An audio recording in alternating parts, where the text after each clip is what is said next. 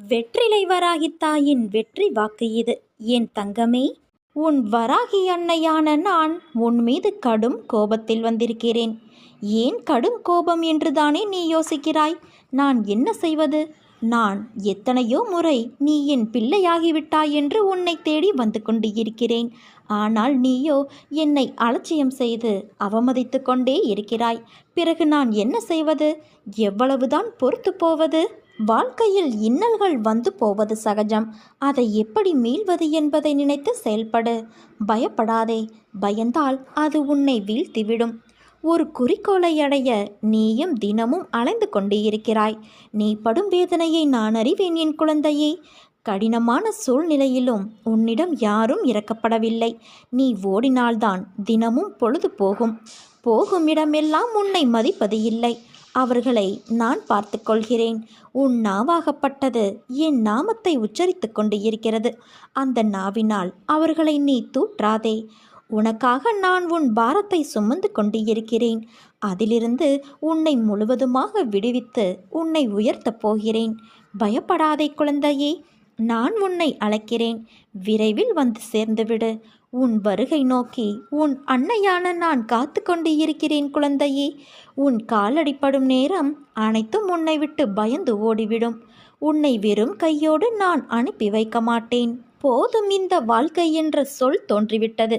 உன் உடைந்த மனதை நான் நிச்சயம் சரி செய்வேன். அதற்கு எனக்கு சிறிது நேரம் கொடு. நிச்சயம் உன்னையும் உன் பெற்றோரையும் நன்றாக பாதுகாத்து நான் வாழ வைப்பேன். உன் வாழ்க்கையை விட உனக்கு வரும் கஷ்டம் பெரியதா? முதலில் அதை யோசித்துப்பார். நீ நினைக்கின்ற வகையில்தான் உன் கஷ்டம் உன் கண்களுக்கு புலப்படும். அந்த கஷ்டத்தை சுக்குநூறாக உடைத்து எறி. அதை எரிய உனக்கு சக்தி இல்லாமல் அல்ல, பயமும் பதைப்பதைப்பும் தான் உன்னை உடைத்து தகர்த்தெறிய யோசிக்க வைக்கிறது. நீ பளிங்குக்கல். என்ன மாசுபட்டாலும் அதே பொலிவோடு பிரகாசமாக ஜொலிப்பாய். இப்படி மனதில் பாரத்தை சுமந்து உன் வாழ்க்கையை நீ பாரமாக உணர்கிறாய். உன் அன்னையான நான் உனக்கான குரலை அசரீரியாக ஒவ்வொரு நிமிடமும் உன் செவிக்கு எட்டும்படி உன் கண்கள் அதை பார்க்கும்படி கூறுகிறேன் அல்லவா? அதை புரிந்து கொண்டு மனதால் உணர்ந்து அறிவால் செயலாற்று. நீ எல்லோரையும் முக்கியம் என்று நினைக்கிறாய். அதைப்போல அவர்களும் நினைக்க வேண்டும் அல்லவா?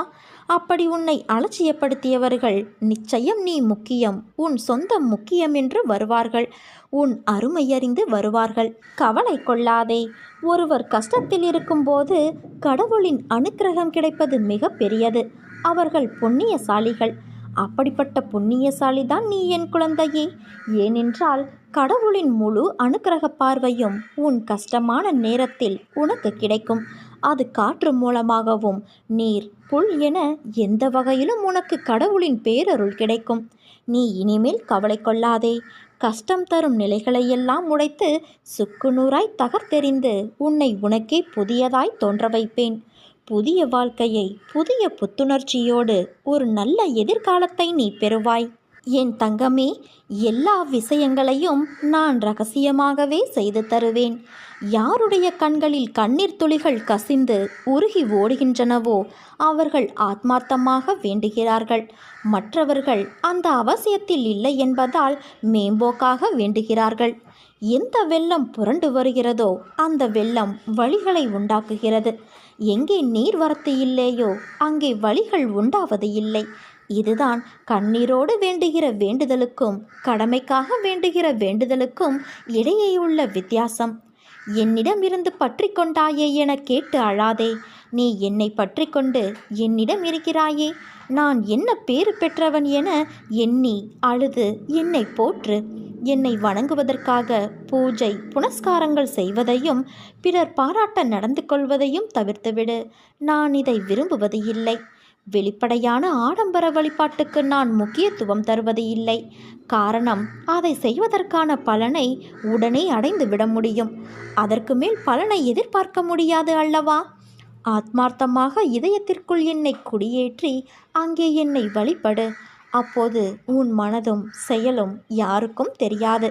அனைத்தும் ரகசியமாக இருப்பதால் நானும் எல்லா விஷயங்களையும் ரகசியமாகவே செய்து தருவேன். ஆனால் ஒன்று மட்டும் நினைவிருக்கட்டும், யாரையும் உன் தேவைக்காக பயன்படுத்திவிட்டு தேவை முடிந்ததும் தூக்கி எறிந்து விடாதே. ஏனென்றால் உன் வாழ்க்கை இன்னும் முடியவில்லை. அதனால் சிந்தித்து செயல்படு என் குழந்தையே. நான் உனக்கு தரும் சோதனைகள் அனைத்தும் உன்னுள் தன்னம்பிக்கையை வளர்ப்பதற்கு மட்டுமே. அவ்வாறு சோதனைகளை அளித்து கொண்டே உன்னை நான் காப்பாற்றி விடுவேன். நீ அறிந்தும் அறியாமலும் பேச்சின் மூலமும் கேட்பதன் மூலமும் செய்துள்ள பாவங்கள் அனைத்தும் என்னை ஸ்மரிப்பதன் மூலம் அக்கணமே அகலும். உனக்கு என்ன வேண்டும் என்பது உன்னை விட உன் அன்னையான எனக்கு நன்றாக தெரியும். நீ எடுத்து வைக்கும் ஒவ்வொரு அடியும் நான் அறிந்ததே. யாரும் இல்லாத இடத்தில் கூட உன் அன்னையான நான் உன்னை கவனிப்பேன் என்பதை நீ அறிந்து கொண்டால் நீ யாருக்கும் எந்த ஒரு தீங்கும் செய்யக்கூட மனதாலும் நினைக்க மாட்டாய். கடவுள் பக்தி உள்ளவர்களாக, நல்லவர்களாக, இரக்க சுபாவம் உள்ளவர்களாக, மனசாட்சியோடு நடப்பவர்களாக இருப்பார்கள். அதே நேரம் அதிக கஷ்டங்கள், பிரச்சனைகளில் சிக்கி துன்பப்படுவதையும் பார்க்கலாம். இதற்கு காரணம் என்ன? யோசித்து பார்த்தால் இவர்கள் விரைவில் அலைப்பாகின்ற மனதுக்கு சொந்தக்காரர்களாகவே இருப்பதுதான். அலைப்பாகின்ற மனமானது சந்தேகத்தாலும் கவலை பதற்றத்தாலும் பின்னப்பட்டதாக இருக்கும். வாழ்வின் மிகப்பெரிய முட்டுக்கட்டை அவநம்பிக்கை. எப்போது ஒருவரின் வாழ்வில் நுழையலாம் என்று எதிர்பார்த்து வாசலில் படுத்து கிடக்கும் மலைப்பாம்பு எச்சரிக்கை இல்லாதவரை விழுங்கிவிடும் என் குழந்தையே. கடவுள் நன்மை செய்வார் என்ற நம்பிக்கையின்றி பயத்திலும் பதற்றம், கவலை, சுய பரிதாபத்தில் சிக்கிக்கொள்பவர்கள் இந்த நிலை தலை தூக்கும் போதெல்லாம் கஷ்டத்தை அனுபவிக்கின்றார்கள். சிலர் தங்கள் திறமையின் மீது நம்பிக்கை வைத்து கடவுளின் இயல்பான அன்பை மறந்து விடுகிறார்கள். இது அவநம்பிக்கைக்கு அழைத்து செல்கிறது. நல்ல நிலையையும் தோல்வியாக மாற்றுகிறது.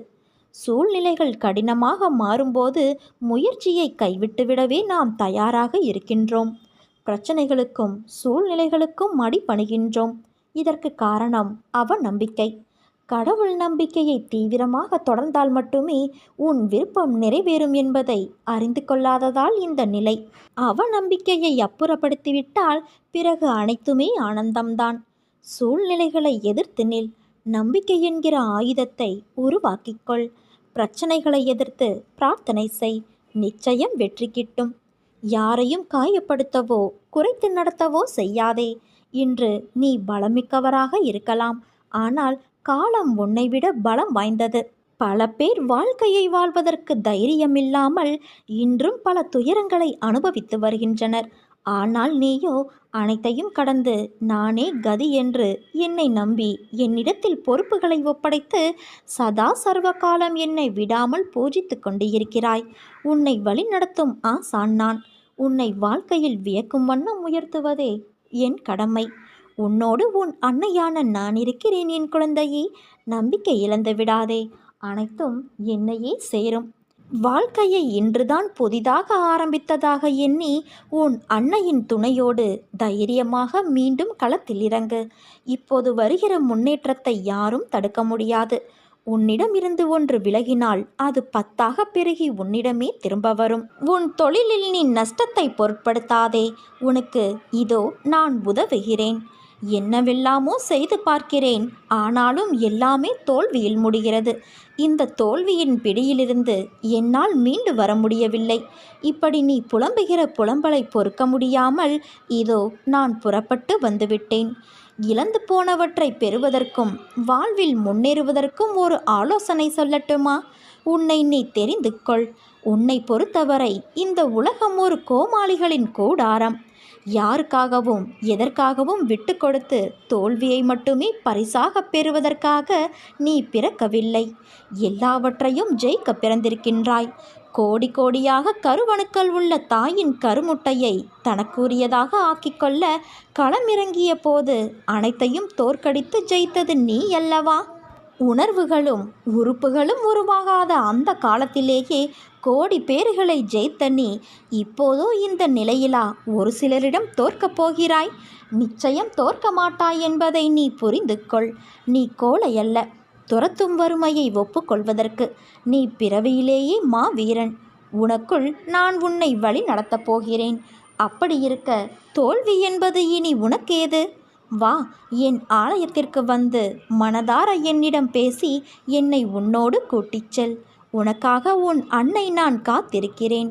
சமீப காலமாக எதற்கெடுத்தாலும் மனக்குழப்பத்தில் வாழ்ந்து கொண்டு இருக்கிறாய். நிம்மதியில்லை, பயம் சூழ்ந்து கொண்டது. என்ன செய்வது, யாரால் இந்த நிலை என்றெல்லாம் திகைத்தபடி வாழ்க்கையை நகர்த்துகிற உனக்கு நன்மை செய்வதற்காக நான் பேசுகிறேன். உன்னை பிடிக்காதவர்களால் உனக்கு இந்த நிலை ஏற்பட்டுள்ளது என்பது உண்மைதான். உடனிருந்தே கழுத்தறுக்கும் சந்தர்ப்பவாதிகள் மத்தியில் நீ வாழ்ந்து கொண்டு இருக்கிறாய். இதனால் உனக்கு சங்கடங்கள் நேர்ந்தபடி இருக்கின்றன.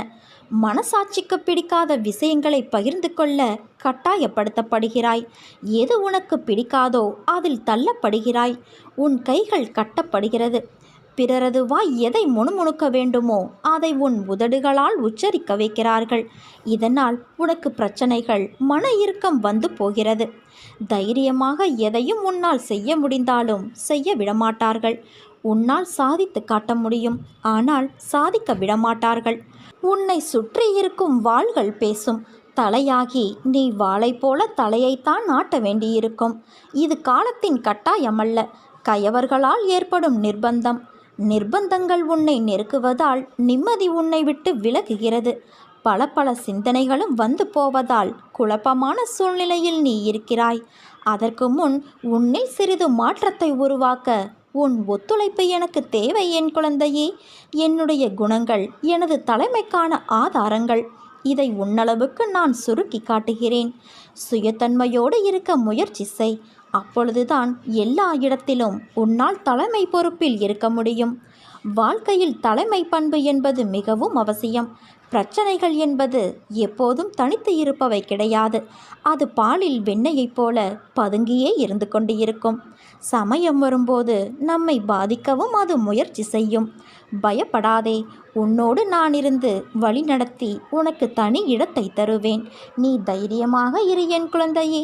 உனக்காக யுத்த களத்தில் இறங்கி வேலை செய்ய நான் காத்திருக்கிறேன். எல்லாவற்றிற்கும் மேலாக உன்னோடு நான் இருக்கிறேன். உன் தலைமை வண்டிக்கு நான் தான் சாரத்தியம் செய்கிறேன் என்பதை நீ மறந்து விடாதே. தேவைப்படும்போது ஆலோசனை கூறி சரியான வழியில் உன்னை நான் வழி நடத்துவேன்.